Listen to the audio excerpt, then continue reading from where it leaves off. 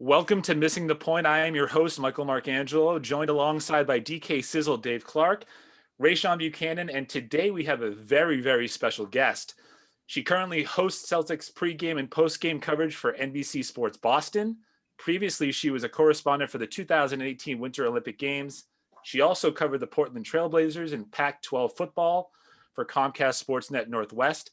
And before that, she covered Alabama and Auburn's national championship runs from the heart of the SEC at CBS 42 in Birmingham, Alabama. The one and the only Abby Chin. Abby, how are you? I'm doing well. How are you guys? Awesome. Thank you so much for taking the time. Happy to be here. So not a lot has been going on in your life over the last couple of months, huh? No, not much, just hanging at home, being a mom is what I was doing for the past few months, although there was a lot of other things going on. So obviously, like, the big news broke recently that you are back with NBC Sports Boston. So tell us a little bit about that and just kind of what it was like for you to have, your fan base really demand that you come back. Yeah, well, it's a very exciting time. I could not be more thrilled to be in this role. And it is something that, so when the news of the layoffs first came out and all of the fan support that I received then blew me away. And while I know that Celtics Nation is strong and mighty and very passionate, I did not know that there was that I had such a strong impact on that group of people. And so it meant a lot to me. It really lifted me up during that time. It was a sad time because I had my dream job for 7 seasons. I got to do, to cover the best franchise in sports. I traveled with the team. I was at every practice, every shoot around, and it just doesn't get better than that in this business. And so I was sad to see that chapter end. And then, as I just joked, I did try to enjoy the time that I had with my family. I have 2 young children, Mabel, who's almost 5 now, and my son Silas will be 2 in January. So I was just living the mom life. And then I found out that Kyle got the opportunity in Sacramento, and he was very excited about that. And I reached out to my former bosses and said, I would love a shot at that job. I think I can be great at it. And they gave me a shot, and I did have to audition, but I got it. And so here we are, and I could not be more excited. So what was it like auditioning for a role at a network that you had worked for 7 years? Like, they had tape on you. They knew a little bit about like what you could bring to the table, right? Yes. I mean, I hope so. Yes. But I think it's a different job than what I was doing on the sidelines. And that's something that they have seen me do a lot more of for, like I said, the better part of 7 seasons. And so, and while I had hosted some during my various maternity stints and things like that, it's one thing to do it and just kind of fit in. It's another thing to do it every show for what were 82 games typically, plus playoffs, plus the preseason. And then also just working on that chemistry with Scal and everyone else that you're working on. And while I do have those relationships, Scal definitely treats Kyle and has treated Kyle differently in the past than he would treat me. And so I think it's kind of working on some of that and seeing what that looked like. And then they also, as far as I know, wanted to see what was out there and what's available to them and wanted to go with the best person possible. Yeah. Dave, do you have a question? I know. I do. Yeah. I was during my prep for this show, my internet sleuthing on you, Abby. I came across an interesting fact. Mike just read off your list of amazing accolades and jobs, but I found out you were a production assistant on Monday Night Football. Is that the case? Is that the internet lie to me? Job out of college. Yeah. Was at ESPN. It actually was at ESPN Classic, and nice. I had submitted a resume for just an internship 2 years before that, and they called just before graduation and said, we have this job at a production assistant job at ESPN Classic, and I said, awesome, sign me up. I will be in Connecticut tomorrow. Right. And it just worked out at the time. I will tell you, they were looking for diverse candidates, and I'm a diversity double whammy. Is what I like to call myself, being a woman in sports and then also with my Chinese heritage. So totally. it worked out for me, yes. And then Classic dissolved and I got picked up by, they called it remote production at the time. And so I worked on Monday Night Football. I did the X Games. I also did the WNCAA tournament, which was really cool. It was like the only champion that actually gets crowned on ESPN. And so it was it was fun. It was a great time. It was only a year that I did that. And then I decided to make the jump to try to do on-air work. Yeah. I always find production assisting so interesting, not only because I did it for a long time in film, but also because it's such a broad job description, you know, like it's when you get into it, especially in such a behemoth of an industry as broadcasting or any kind of industry that has production assistants, you have really no idea what to expect going in. And I'm sure a lot of our listeners are, you know, interested in breaking into larger industries. And like, was that intimidating for you when you first started off, where it like, you know, it's such a broad job description. Like I said, when you get there, it's like, you just do everything, you know, like you run around, you do everything, you learn a ton, I'm sure. But like, is it in your experience, was it overwhelming when you were PAing or how was that for you? Like I said, when I started it at ESPN Classic, which if you don't know, was the arm of ESPN that basically focused on documentaries. They started doing sports centuries, which were the biographies on great sports legends. And then at the time they were developing these shorter shows. So the show I worked on was the top 5 reasons you can't blame. But a lot of my job description was sifting through old tape and film, and then also going through interviews and finding sound bites that would work. It was everyone kind of interviewed with the same background so that you could use it for multiple shows. And so that wasn't intimidating. That was something that I had done in internships. And when I went for my interview, actually, the manager pointed that out. She said, you do a lot of what we are doing here. And so that wasn't intimidating. It was different making the jump to the remote production because I hadn't done any of those before. And you bring up Monday Night Football, that is an enormous production, something that I haven't ever been a part of. You know, they have 4 or 5 television trucks, one for, you know, the replays alone, and however many cameras they have for that is just incredible how much goes into one production of Monday Night Football and how many people it takes. And so that was something different, but also something really exciting and fun. It was the first time that I got to travel regularly for work, and that was something that was really cool. And it was just, like you said, you do a little bit of everything. And then you also, depending on who you're working with, either pick up some of their slack or, you know, get to learn from those people. And so it was just an incredible experience. It was also, when I lived in Bristol, Connecticut, I met my husband there. So we moved, you know, from Bristol, Connecticut to Birmingham, Alabama, and then to the Pacific Northwest in Portland, Oregon. And then now we're here in Boston. And so it's just, part of the ride. But it was serendipitous then that you got that PA job. Yeah. So it really worked out for you. I wonder if did that help you at all? What seems like culture shock going from sifting through tape into a ton of moving parts over at Monday Night Football, all this craziness happening, then going on to move from one place to the other. Did that help you when you landed, say, you know, the Celtics job for the first time, like trying to get into the culture of basketball that we have in New England was probably a little bit of a culture shock, I would think, you know, like you said, our fan base is pretty unique. Did that experience help you at all to try and kind of adjust and like learn, or was it just like, okay, I got to start from scratch here?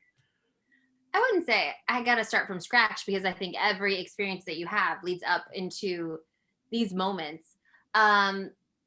The fan base here is very passionate. I would say the only place that I've experienced that has something similar is, as you mentioned it, Craig, the SEC and Auburn and Alabama football. It is, I mean, honestly, when I lived there, that's the most famous I have ever felt. People coming up to me on the street, asking me if I was going, you know, headed to Kentucky that weekend. They knew my schedule. They knew where I was going.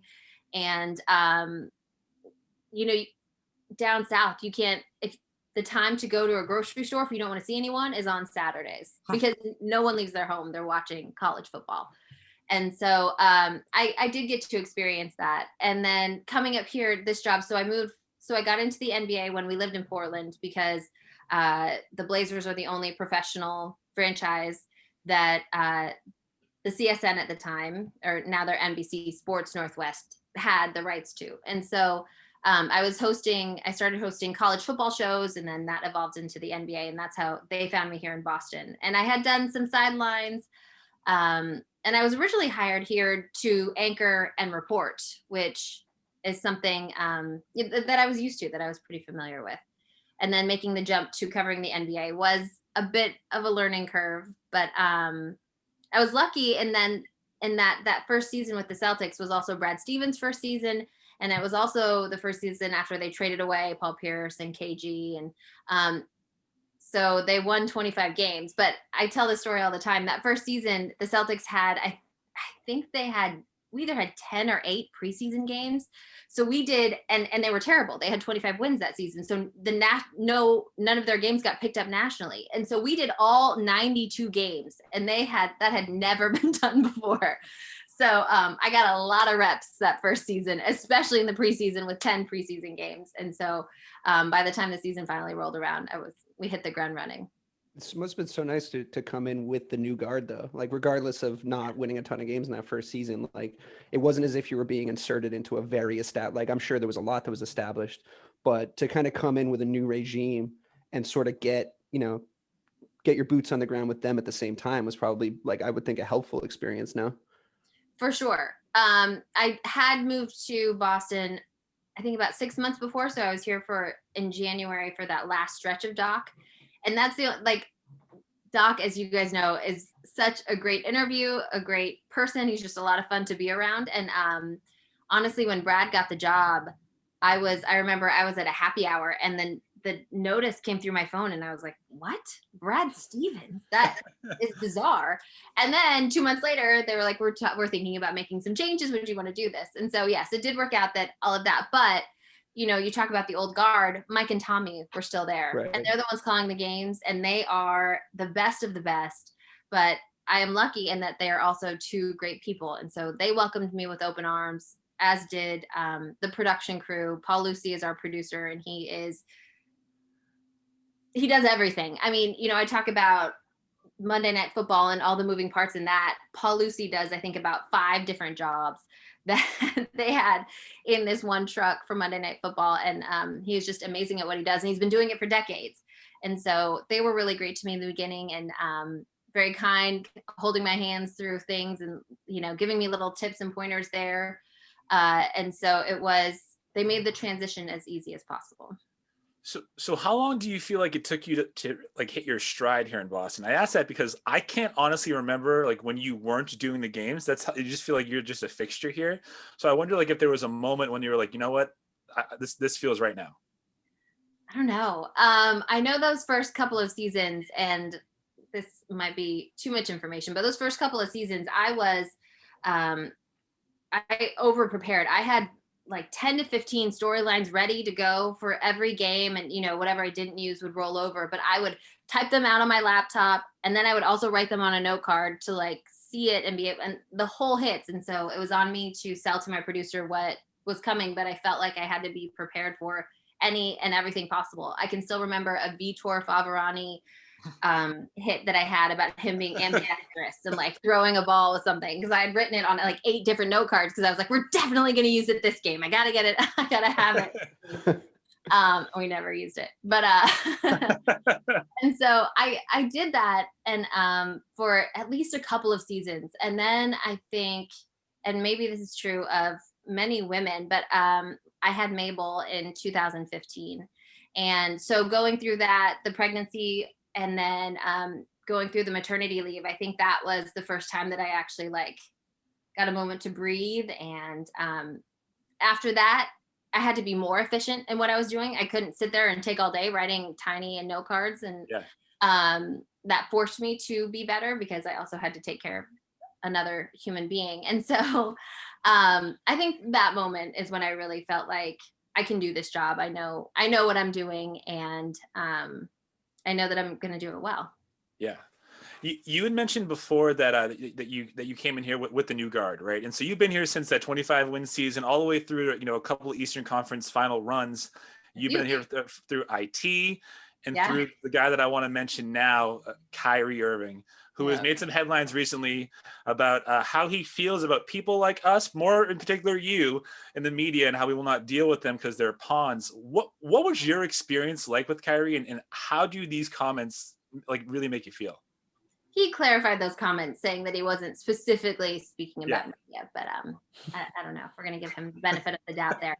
What I remember about Kyrie is he came in on that first press conference day and was gregarious and so excited to be there. And I remember Scal and Kyle and Mike all introducing themselves. He's like, I know you guys, I've been watching you. He was great and seemed really excited to be there and, really had the charm on. And then just slowly over those next 2 years, it just kind of fell away. Yeah. I luckily was on my second maternity leave with Silas, that press conference after the shoot around in New York where he said, I don't know anybody, anything. And I feel like that's really where the tides turned. And then I remember I told the story on air the other day. There was a practice right before their first postseason series in that last season he was here. And I asked him, what do you take away from those 82 games? Because they were all over the place that season and had really low lows and some really high highs where they looked amazing, like they did in that first round series against the Pacers. But I asked him, what do you take from those 82 games? And he looked above all of us, the scrum. You guys have all been in a media scrum, all of us. And he was like, all of this is irrelevant. And he was like looking above us and did not acknowledge, didn't make eye contact and was just like, and I think he was, at the time he was speaking about the larger outside world and distractions, but the way that he treated us and in that moment, and it was just, that to me epitomizes how Kyrie views the media and views the journalists trying to do their job. And then you saw it reflected again in his most recent comments. So I don't find them surprising. I do hope that eventually he figures out that, we're all trying to get to the same goal, which is grow the league. And we all have this passion. And while, yes, you may be an artist, I mean, people are just doing their jobs and finding their art in their own way. And so I hope he can eventually figure out and respect the jobs that everyone is trying to do. Right. I mean, he's just someone that wants it his own way, though. That's just how he's always been. He was like that. He probably was like that at Duke too, or St. Patrick when he went to high school. He was just always like that. But I mean, all the great work that he does, right, for the community and for so many people. But it's also, you have been given this platform, and part of that is talking to the media and right, all the things that has afforded you. Right. So to kind of still stick with the Kyrie era. So obviously, we had another Eastern Conference run where, they fell short in 6 games to Miami. So just in your humble opinion, like, who do you think had a more disappointing season, like this year's Celtics or the 2018-2019 Celtics? Oh, 2018-2019 Celtics by far. I mean, that team came in with, it's finals or bust, and they're going to challenge Golden State for the title. And so to fall off especially, and then to, like I mentioned, we had that up and down season. It really was all over the place. But then that first round series against the Pacers where they dominated, they swept. I remember Jaylen Brown walking down the hallway with a broom and Terry talking post game, like, I've never swept anyone. This feels amazing. And then we went to Milwaukee, and that first game against Milwaukee, and they were incredible. I remember it was an afternoon game where everyone was like, Giannis has no idea what's happening. Yeah, it was beautiful. It just fell off a cliff. And with Kyrie trying to guard Giannis for long stretches for some unknown reason. And so to me, that was the most disappointing. I really thought we were going to the finals. I thought I was going to be on a duck boat with Mike and Tommy. And it was going to be glorious. Yeah, no, I completely agree with you. Like, I was so pissed at that team. Like, I remember going to some games late in the season. Matter of fact, I was at the game against Indiana where they actually sealed the 4th seed because they was going back and forth, and Kyrie hits that game when the layup, and the crowd was going crazy, and they're like, yes. I'm like, all right, cool. I'm like, oh, we get Indiana, we're gonna run through them. I didn't think we were gonna sweep them, but they did. And then I'm like, okay, they beat Milwaukee. I'm like, oh yeah. I'm like, oh, this is about to be a cakewalk. Like, it don't matter who we face. Like, and then all of a sudden they quit, and it was just like, damn, like really, like this is how y'all gonna go out? But it just looked like it almost like it was almost like they was in the bubble in 2018 and 2019 where they just wanted to leave. And it was just like, well, why would you want to leave this moment? Like you had the talent. You say that you're healthy. Why not go out and try to win it? And then if you want to leave afterwards, go do that. But we'll leave it at that. Like I said, we exhaust Kyrie a lot over here in Boston because we're so mad at him. But kind of want to transition to this year's team, right? So so we have some people that left. So like Ennis Cantor is now back in Portland, back in the Northwest. I know Brad Wanamaker's now in Golden State. So essentially coming in, now we have Tristan Thompson coming in and we have Jeff Teague. So, just what was your thoughts about those additions? And do you consider those to be upgrades over what they had last year? I think that the jury's still out on Jeff Teague, despite the incredible preseason game that he had to open the season, especially offensively. But I think Brad Wanamaker did so much defensively that maybe got overlooked, and just the calming presence that he provided in the locker room. And I know that Teague has so much of that veteran experience that he's bringing, but I think I want to see him do it over the course of a season and see what he's going to bring. And if he can bring that offense consistently off the bench. But I think he's going to be really important, as we know, with Kemba missing so much time with that knee. And what's up with that knee? What's going on with that knee? You got any inside info on that? Because you never want like a weird. Crazy. You never want a weird injury for your star guard, right? Like when you kind of only get half the story. Like I think his knee's better. It looks, and then he plays like he played in that bubble playoffs. It's like, do you have any inside scoop? We can cut it out. We won't even tell the public. Just tell us if you know what's going on with that knee. No, I wish I did. And the way that they describe it as well is they're just trying to strengthen everything around it. I think for me, the most alarming part was when he had the 4 months off during the pandemic and the layoff, and then came back in the first couple of practices. He tweaked something and obviously didn't feel right, and obviously wasn't the same guy through the postseason. And he has said that. And he said how much it sucks not being that guy, because he's been waiting for those moments and that stage for his entire career, and then to not be at your best. And so many Kemba moments came up, so many typical Kemba moments came up, and he wasn't able to kind of show us that. Yeah. I don't know though, because I'm kind of in between on it, because I feel like he has some good moments against Philly that first round, right? And then in the Toronto series, points in one of the games. Yeah, exactly. So, but then you get to the Toronto series, and I mean, he makes one of the best plays I've seen in a long time in the postseason, no matter where it was at. That bounce past the Tice to that should have ended game 3. And I mean, we went off in our group chat about that. I was so, oh my gosh. They know I was pissed off. I get mad just thinking about it right now. But it was just like we weren't talking about that before game 3, I feel like, as much. So I'm just like, I feel like once they started to lose a little bit, and they played like, I remember that game 6 was like a double overtime. So I feel like once they played more minutes, that's when the knee became more of an issue. So to me, it's just like, hey, y'all have to get the job done, right? We talk about it with the Patriots. Do your job and beat the teams you're supposed to beat. We have a resident Toronto Raptor hater over here in DK Sizzle, aka Dave. He thinks that Toronto wasn't. I don't hate the Raptors. Sorry, Abby. This is an ongoing plot line here that you're now like involved in. I know. I hated the Raptors. It's not that I hate the Raptors. I was backed into a corner because they kept trying to tell me the Raptors were good, and I just don't think that they're that good. So we got into a lot of things. Yeah, well, just in general, I thought once they lost Kawhi, I thought it was all over for them, and I was right. So like, here we are. You say they were pretty good when they won. Yeah. They were pretty good when they had, one of the top 3 basketball players on the planet on their team, but like not so much anymore. But thankfully, because we have a podcast, every stupid thing that I say gets recorded and then thrown back at me, because I also said a few weeks ago, and I know these guys are going to bring it up, I also said a few weeks ago we should probably consider trading Jason Tatum. And then Jason Tatum decided to come back. Yeah, thank you, Abby. Thank you. I understand. It wasn't a smart thing to say, but for content purposes. Something. But then, of course, Jason Tatum comes back looking not 19 anymore, looking like a 45-year-old grown man, like with 20 more pounds on him and apparently 2 more inches. So I can just see that that's going to get thrown back in my face, which I'm a Celtics fan. Like, I want that to happen in some ways, but I think I'm going to hear about it for a long time. So, yes, I was wrong to say that, but I wasn't wrong about the Raptors. So Yeah, go ahead, Mike. yeah, given that last season was the most interesting NBA season probably ever because of the bubble, right?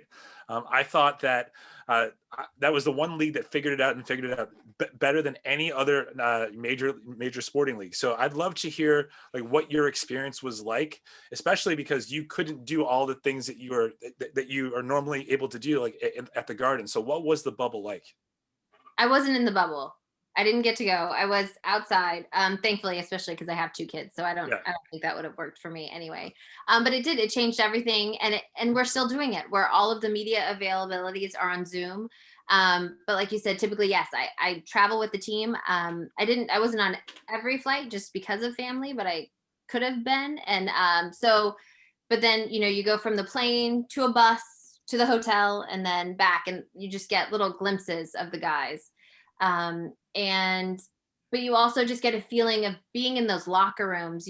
There is availability at every shoot around, and there's availability inside the locker room before every game. So you just kind of get a feel or a vibe, and we were not able to get that, obviously being outside the bubble, but it was nice in that we are the broadcast partner. I did get to do some one-on-ones and exclusive interviews and talking to guys. And it was interesting to me how much more not welcoming and not necessarily open, but they were like actually excited to see me. They're like, Abby, hey, nice to actually look at you in the face, and not just not just staring at some random camera, on a Zoom screen. And that was nice to know. I feel like they missed us a little bit. We're there every day, but they definitely missed our presence a little bit. But it is, and it changes the job. And so it's not necessarily talking about the feelings or the vibes or what you're noticing on the sidelines. It's more of what the players are telling you, and you have to kind of that's the challenge, right? To get the most out of them in these settings. And so it was a different challenge. And, hopefully Brad's favorite word is versatility. Hopefully it made me a little more versatile in what I can do in this industry that is ever changing. But it certainly was, like you said, I think it was remarkable what the NBA did and for how long they had that in the bubble, and just the undertaking and just how big that was and what a success it was. And now I'm really curious, hopeful, crossing my fingers that they're able to continue that success outside of a bubble and hopefully not have too many hiccups this season. Right, agreed. But so kind of adding on to the interviewing part. So obviously, we talked about it. You've been here for 7 years, and you came in under the new regime. So, who would you say has been your favorite player to interview in your time here so far? One-on-one, it's probably Marcus Smart. We knew you were going to say that. We called it. Oh, yep. But if we're going to go way back in inside scrums, I would say Gerald Wallace. And he was only here for my first season. But back in the day, Gerald told it like it was and was just like, we played like BS tonight, and this is what needs to change. This is who's doing it. This is what needs to stop. And those were the most honest conversations I think I've ever had in an NBA locker room. Yeah, shout out to Gerald Wallace. Yeah, I haven't heard that name in forever. He gave us a pass on one of the good plays of that first season there. That pass to Jeff Green when he hit the game winner in Miami. Okay, yeah, that was one of the few good moments of that year. So I remember that. So no, that's cool. But yeah, I did call it would be Marcus Smart before the show. I was like, I thought so because everyone loves Marcus Smart. So why not? Yeah, exactly. The emotions. Given that this year's Celtics team has so much potential, right? And there is this feeling amongst all of us sports fans that the Eastern Conference Finals just aren't enough anymore. Like you just need to take that next step. What do you think the Celtics are missing, and have they addressed it in the offseason so far? What are they missing? Another versatile wing who can guard any position, like a Gordon Hayward. That would be nice to still have Gordon Hayward. Yeah. And then have also added Tristan Thompson and Jeff Teague. I think that would be really nice. Yeah. I do like those additions. I'm really interested to see obviously one preseason game. I'm intrigued by Peyton Pritchard and Aaron Same here. Smith. I feel like showed some pretty nice flashes. And if he can be that sharpshooter that we've heard about, which is such a hard thing to do to make this jump at this level, which is what makes what Tyler Hero and Duncan Robinson were doing in the Eastern Conference Finals last season so remarkable. Because I've seen them, the Celtics, try to bring in these guys. I mean, from James Young to, I was in the building when Carson Edwards hit 8 threes in that preseason game, and everyone's like, "This is it, we got it." And you know, it's hard to do at the NBA level and at a consistent rate. So I think that would be huge for Aaron Nesmith if he can be that knockdown shooter and someone to help them spread the floor and take some of the pressure off of Jason and Jalen. But I do think that you talk about the expectations, the East has gotten a lot better, a lot tougher. And then in particular, you look at the team the Celtics are going to face in their second preseason game, the preseason finale, in the Brooklyn Nets with Kevin Durant and Kyrie Irving. And that just, if Kyrie can hold it together for one season, which he did here in Boston too, he kept it together for one season. You know, I think they're going to be scary, and because it's freaking KD, even though he's coming off of an Achilles, you know, and so he's still going to be amazing though. Like you can just tell, you know. He doesn't need his athleticism to be great. Yeah. Be at the top of his athletic game. I mean, but he's also kind of a weird dude too, right? I mean, he's had his moments with like weird burner accounts and like media interactions also. So it might be wishful thinking on our part because we're Celtics fans, but like maybe they'll implode because of their personalities. Like who knows? Because if they don't, I think the East is already locked at this point, right? With the Nets, by the Nets. Yeah, I mean that's two generational talents on one team, so it makes me a little bit nervous. But maybe I'm a pessimist. So, what about Giannis? Yeah, but I mean, to me, it's still just him. Like I feel like people put a lot of stock at Chris Middleton for some reason. To me, he's a glorified Mo Williams. And that maybe that's a little bit of a hot take. Glorified Mo Williams. I love Mo Williams. Sure, I mean, you know, fine. I mean, you know, that's another Alabama reference. That's where he went to school. But it was like he's okay. But I mean, he did when Giannis got hurt. Yeah, he got them a win in that series. But it was like okay, like. Why don't you do this when he's on the floor? Now, if he's getting 25 a game next to Giannis, now you got a problem because Giannis is going to get 25, 30 whenever he wants. And if you have two guys that can do that, that's different. But I don't see that. But you know, everyone's still hype on Miami. Like, are you high on Miami? Like just because they beat us? Like I'm not. So, you know, I don't think just because they beat the Celtics. I think that the Miami culture that you hear so much about is legit, and they proved that in the bubble. And I think that Tyler Hero is a problem, and Duncan Robinson looked like a real problem, and just their development and the way that they play and so selfless and move the ball, and even defensively, even though they're running a zone that should be easy to break. Clearly it wasn't. Right. And it should have been easy. It should have been especially easy for us. That was the strangest thing is we have versatile wingers who can shoot, you know? Right. So like, I just couldn't understand how we weren't breaking that zone down and just finding that space. But like, I've been saying for years, you know, I was totally on the bandwagon of Spoelstra just being elevated by having LeBron on his team. And like Mike famously on our podcast was like, I think Spoelstra is actually a pretty good coach. And I was like, no. And then of course, we see like a coaching masterclass from Eric Spoelstra against the Celtics. So they have him too, which is helpful. Yeah, which is huge. So I think, you know, they're not going to be an easy out for sure. Yeah. So, no, I agree with that. I think there's some people that have them still above Boston because of what just happened. I feel like they're being prisoner of the moment, but that's what we do. We overreact, right? Like you said, people are already high on Peyton Pritchard, and it's been one game. But I am too. I'm biased. Like I think he's gonna be great, you know. But it's just like I felt the same thing about Carson Edwards, and then he had a couple of flashes in the regular seasons, and he kind of just went away. So I actually want to go back to the Celtics. So because we touched a little bit about it with Gordon Hayward leaving.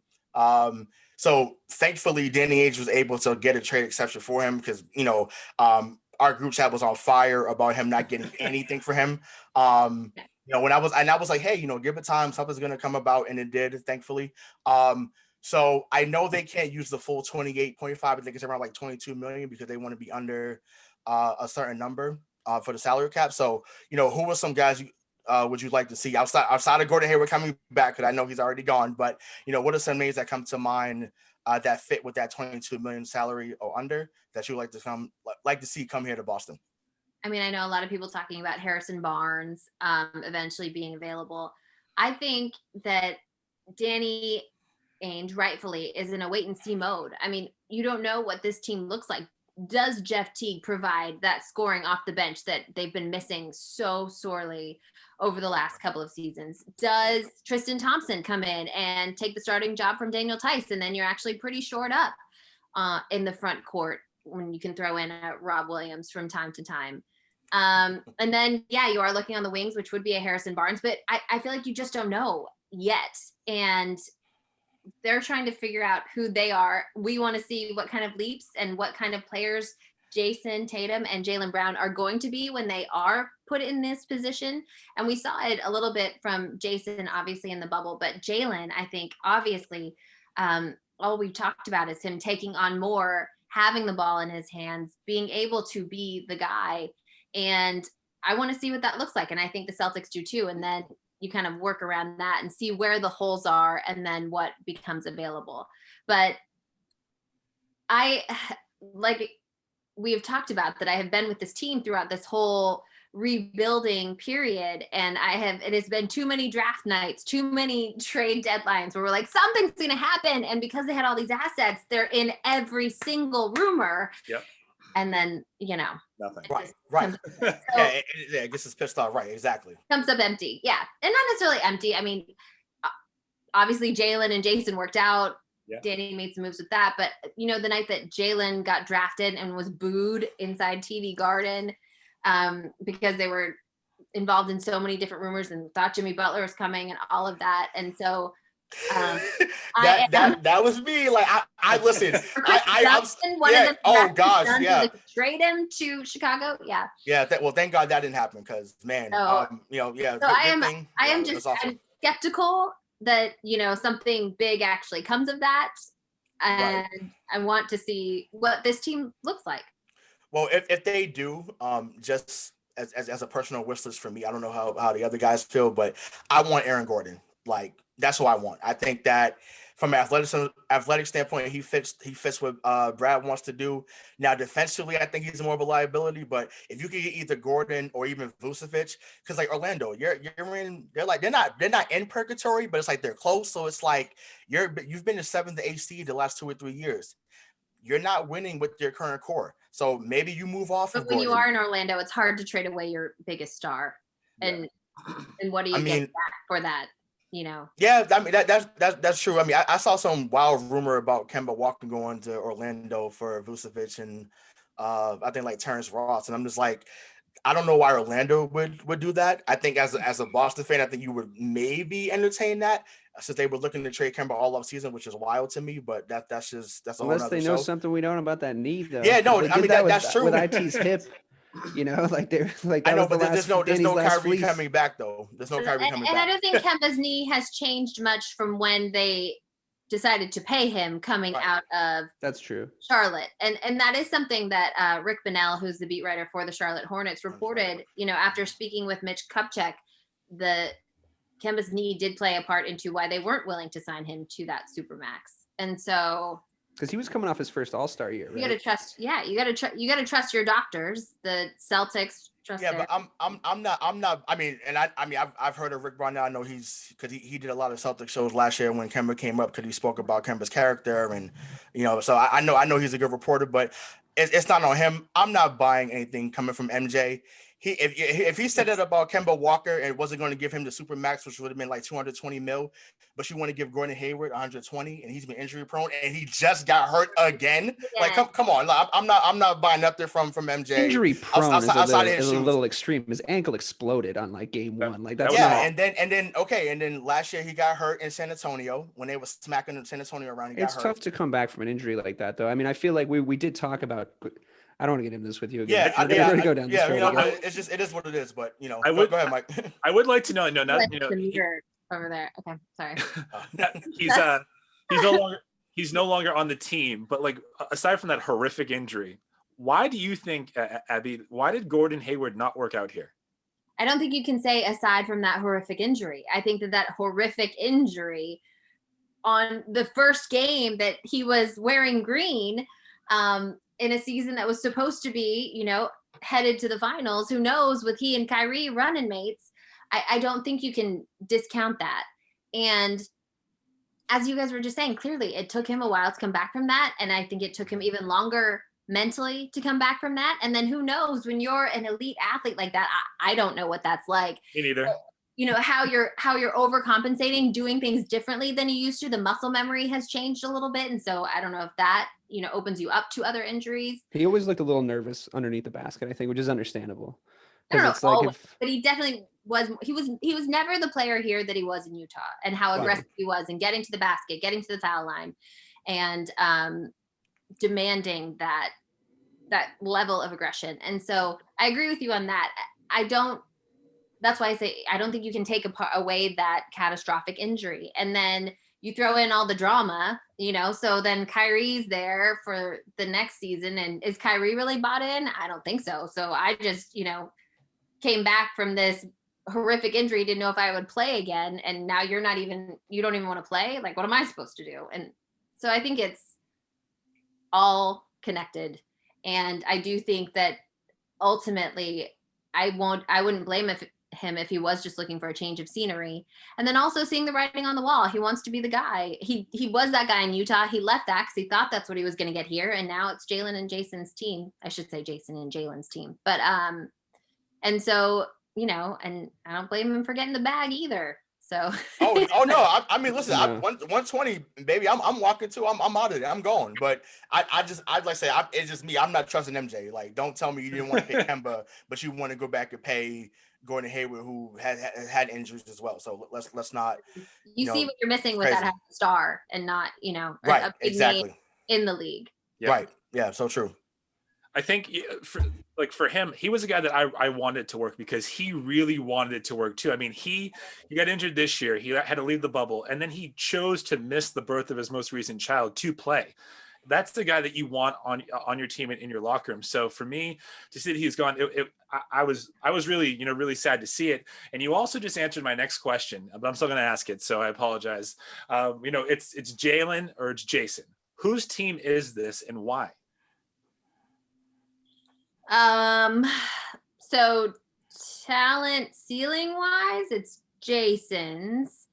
Leadership in the locker room, it's Jalen's. And I think we're seeing that and just how much more outspoken he is. And I think that's a role that comes more natural to him and one that he wants. But I think the best thing about those two is I don't think they ever have that conversation. It's something that Jeff Teague pointed out. He didn't realize how close those two were. And while they've told us that it's taken some time for them to get to this point, I think they are really good friends. They want each other to succeed, and they understand that for this team to succeed, they both need to be the best at who they are and the most of who they can be. And I don't think that steps on each other's toes, as we've seen on the court over the past few years. And so I don't think they need to make that distinction. I think that we know in crunch time, the ball should be in Jason Tatum's hands, and Scowls all over me, but some of those long threes that he took against Miami, I'm okay with. The numbers back it up. I mean, that's not a bad shot. And so I'm so glad you said that, because I agree too. Yes, I agree. And that's what you want and you want him in those moments for this season and the next season and the season after that. Yes. Keep going. Yes. So, absolutely. I think you got to give Jaylen Brown a lot of credit for that too, right? Because I think it would have been really easy for him to, because any elite athlete is going to think that they're the best guy on the court. Like, that's how they got to where they're going to be. Jaylen Brown spent his entire career being the best basketball player on most teams that he's played on, right? And I think that, he's had almost as many moments like in the regular season as Jason Tatum does. His athleticism is off the charts. I think it would have been really easy for him to get to kind of take his ball and go home when all the coverage was about Jason Tatum, when like all of his leaps were covered more than Jalen getting better. He's a year ahead of him, on the team. He was there a year before Tatum was. And I think it would have been the easy way to just be like, oh, I should be the best guy. I want my own team, which is what a lot of NBA stars do nowadays, right? Like a lot of them kind of kick up a fuss and go like, I want my own team. But instead, like you're saying, he found a way to work with them, and they found a way to work with each other and like and play to each other's strengths. And I think that, you know, that's not easy for everybody to do. So I think Jaylen Brown deserves a lot of credit for that. Absolutely. Right, I think that 17-18 season with Kyrie and while Terry was still here. And I think that season was very humbling for Jaylen because his role was not nearly what he expected it to be, coming off of what he did in the playoffs, having to deal with that. And we saw that he struggled with it for the first half of the year, but something clicked inside him and he figured it out. He realized, you know, that I don't know if it's, you know, you can only control what you can control and that part of it. But I think that was really humbling for him. And I think that has changed his perspective and for the better and seeing and realizing what is possible when you do, you know, play for others and it's not only about you. Right. And I think it kind of clicked into my head as you were talking, but and this is really before, you know, you were here and then, you know, when all of us were much younger, but this duo really reminds me of Pierce and Walker because Pierce wasn't comfortable being the guy that was going to be vocal until KG got here. Right. But early on in his career, when they made that run against the Nets, you know, it was Antoine that was the guy getting into people's faces. Like, and Jalen's not that guy getting into people's faces, I don't think, that I know of, but he's going to be the guy that's going to be more vocal. Because sounds like he did in the bubble to Marcus. Yeah, right. Him and Marcus, right, exactly. But you know, I feel like going to say anything, kind of makes you do that. You know, it might make you do that, so that's understandable. But I just feel like that's kind of what they remind me of. They remind me of that, of that duo where, you know, and like I said, Tatum may grow into that like Paul did. I don't, you know, who knows, but it, like I say, it's good that they continue to play off each other, and you know, hopefully, it's just something that continues to play out in front of our eyes. That Jason becomes the man, and you know, they become maybe the new Kawhi and PG. Who knows? But also perform better in the playoffs. Kawhi and PG. Yeah. I mean, people think. I mean, people really. Well, hold on. People were really excited about them last year, coming into last year, though. PG has to be much better in the playoffs. We know that, but I mean, Kawhi's a champion, and we wanted him here last year too. I think Jaylen Brown's got Paul George qualities. Also, I think that he can I think when he hits his, really well, when he hits his prime, I think that he's going to be a very similar player to Paul George. Hopefully, not better in the playoffs, but hopefully better. Right. I knew what you meant. Yeah. So, as we're kind of winding down here, Abby, I wanted to make sure that I talked a little bit about this because the world, but more in particular, Celtics Nation lost. I mean, its most prominent face earlier this year with Tommy Heinsohn, right? I mean, he was one of the best players in Celtics history, one of the best coaches, and the best color commentator I think that I've ever listened to. You never had to wonder where his allegiances were when you listened to a game. Right. you always felt bad for whatever referee was in earshot of him.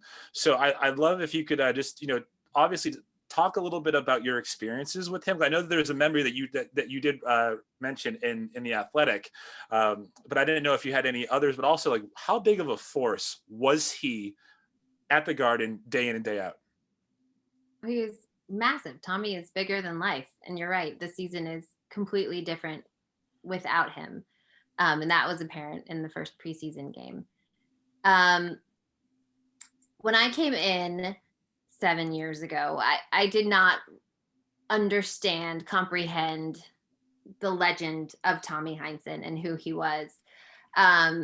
I knew who he was as a basketball player. I knew about him. I didn't know, you know, what he meant to Celtics fans, and to see it every day. I mean, you know, the Celtics they used to do, Brad has changed it a lot, but it used to be a scrimmage in TD Garden for all of the season ticket holders. And Tommy, you know, sits courtside, and it is just globs and globs of people that are just want to get a glimpse, just want to see Tommy and hopefully talk to him or get him to sign something.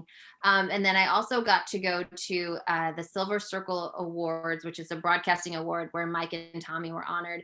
And it was so interesting to me to hear people much older than us talk about how Tommy has just been such an enormous figure in their lives for their whole lives. Because I mean, that's the thing, is that Tommy has been involved. He is the definition of the Celtics, you know, through decades. And so to hear people talk about that, the stories, you know, what they remember him wearing, the suits that he wore on the sidelines or yelling at the refs when he was a coach. But then also everything that he did as a player. And so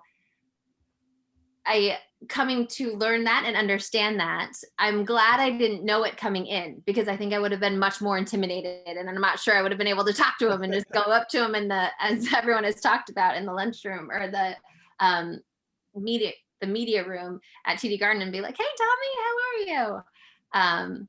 But he was wonderful to me, and that's the story I told. I feel like he was never, you know, I came in, he didn't know who I was and how much experience I had or anything. And he never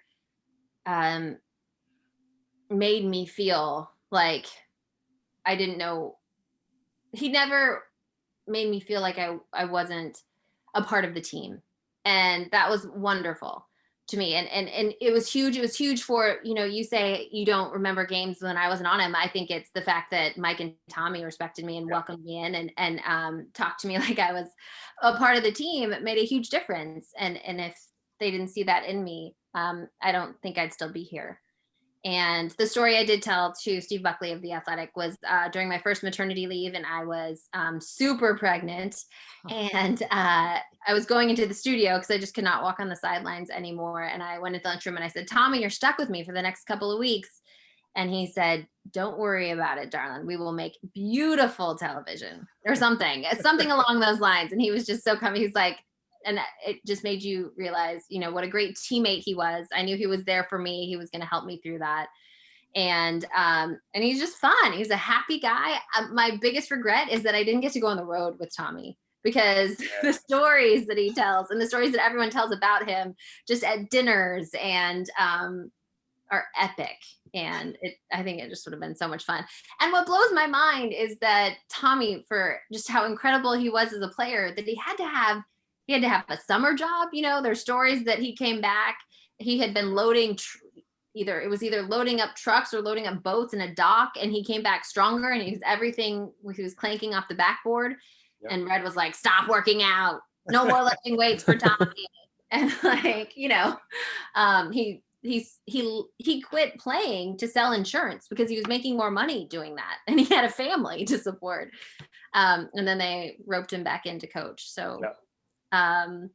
He is a figure who is larger than life, and he will be missed forever, but he will always be a part of the organization as well. Yeah. And he was an amazing painter too. I think you know that, right? He was like, I did not know that. I have like a family connection with him. I'm not related, but he gave one of my uncles a painting, and I was like, "Who painted this?" And it's signed like Tommy Heinsohn. I'm like, that's unbelievable.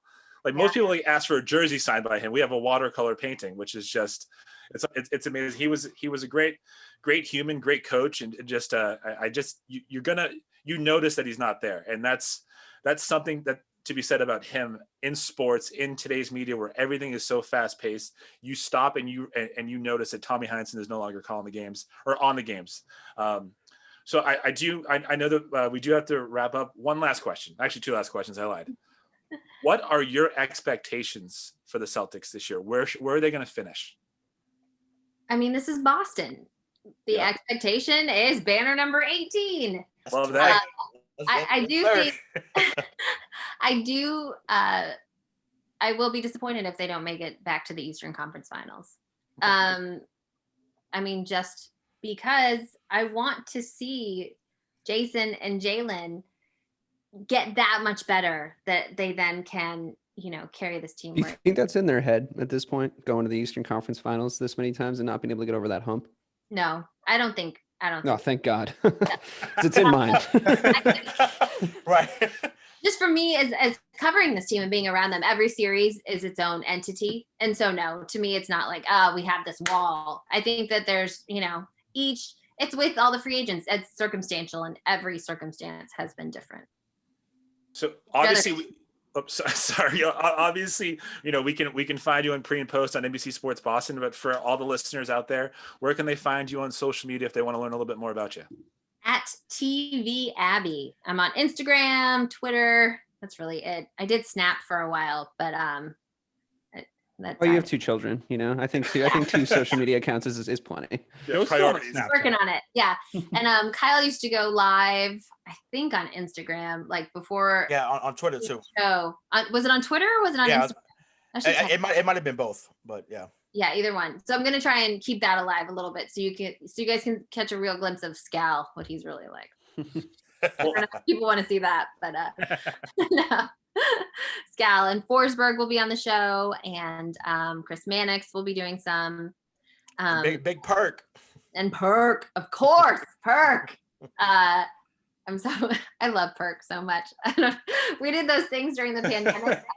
It was the game show. The Celtics census. Yes. Yeah. Oh my gosh, that was so fun. They were the highlights of my week. Yeah, you guys were killing it. I'm like, yeah, we won 6 straight. We beat Kyle and Scal twice, and they still right. Yeah, and I know Danny Ainge and Marcus Smart tried to be a team too, but they failed too. So they lost. Yeah, and so did Danny. Like talked about it all summer. Everyone was like, "Danny's still mad. You guys beat him at Celtics." He doesn't like to lose. He does not like to lose. Yeah, he definitely is one of those like hates to lose more than he loves to win. I think for sure. Well, Abby, thank you so much for taking the time to join us today. It was awesome having you.